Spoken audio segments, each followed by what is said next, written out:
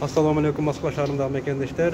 Баарыңыздарга белгилүү 10 январда президент шайлоо болот. Москва шаарында 5 шайлоо сатылат.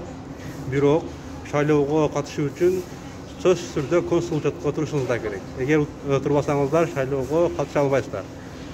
Азыркы учурда метро 1905те выездной группа каттоого алып атат. Эгер кимдир бирөө метро 1905теги электроника на Пресне деген торговый центрге жакын болсо, келип каттоодон туруп кетиңиздер.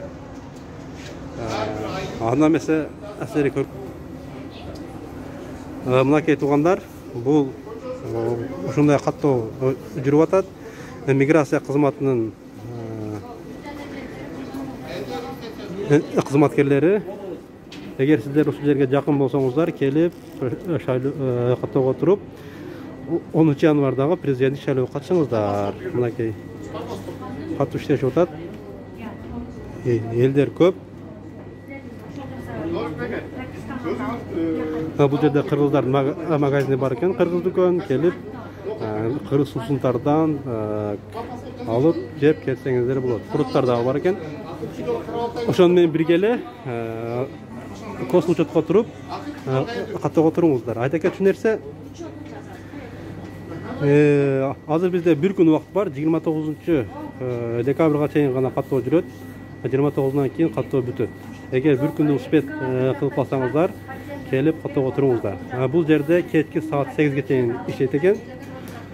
Ошондуктан кимге жакын болсо, аракет кылып ушул жерге келип каттоого туруңуздар. Метро 1905тен мен 3-чү выходтан чыктым. 3-чү выходтан чыкканда бир ашы барса 200-250 метр экен. Бул жер. Бар интернет билет, интернетте карасаңыздар, ушул торговый центр электроника на Пресне деген. Мынакей 41-чи павильон. А41 деген. Мынакей. Ошол туугандар, баарыңыздарга ийгилик, аманчылык каалайбыз. Сиздер менен Максим Баткенский болду. Ассаламу алейкум.